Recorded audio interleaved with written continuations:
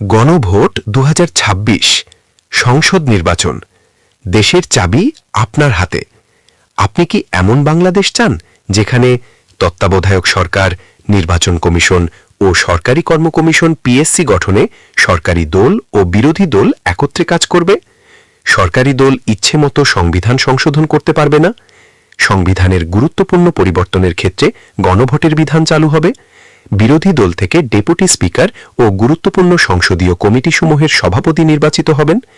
যত মেয়াদী হোক, কেউ সর্বোচ্চ 10 বছরের বেশি প্রধানমন্ত্রী থাকতে পারবে না। সংসদে নারীর প্রতিনিধিত্ব পর্যায়ক্রমে বাড়বে। ক্ষমতার ভারসাম্য প্রতিষ্ঠার জন্য পার্লামেন্টে একটি উচ্চ কক্ষ গঠিত হবে। দেশের বিচার ব্যবস্থা স্বাধীনভাবে কাজ করবে। আপনার মৌলিক অধিকারের সংখ্যা, যেমন ইন্টারনেট সেবা কখনো বন্ধ করা যাবে না, বাড়বে।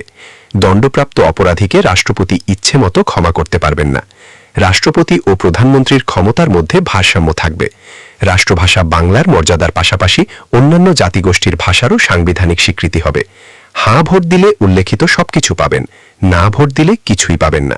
মনে রাখবেন, পরিবর্তনের চাবি এবার আপনার হাতে। প্রচারে গণভোট বিষয়ে জনসচেতনতামূলক প্রচার কার্যক্রম। প্রধান উপদেষ্টার কার্যালয়, ঢাকা। ওই যে আব্দুল ভাই তার স্ত্রী সহ কোথাও যাচ্ছেন, চলো ওনার কাছ থেকে কিছু জানা যাক। চলো। ওহে আব্দুল ভাই, শুনুন শুনুন, আপনি কি জানেন গণভোট 2026 সম্পর্কে, সংসদ নির্বাচন সম্পর্কে? প্রধান উপদেষ্টার কার্যালয় থেকে গণভোট বিষয়ে জনসচেতনতামূলক প্রচার কার্যক্রম পরিচালনার উদ্দেশ্যে যে লিফলেট বিতরণ করা হয়েছে, সে সম্পর্কে কিছু পড়েছেন? ভাবি, আপনিও কি কিছু পড়েছেন? আমি উল্লেখিত গণভোট সম্পর্কে প্রচারণামূলক লিফলেটটি পড়েছি এবং আমি সেই বিষয়ে কিছু ভেবেছিও। যদিও আমি দেশের অতি সাধারণ মানুষ, তবু ওখানে খারাপ কিছুই দেখিনি। অনেক ভালো ভালো বিষয় উত্থাপন করা হয়েছে। আমার মতে সকলে মিলে হ্যাঁ ভোট দেওয়া উচিত।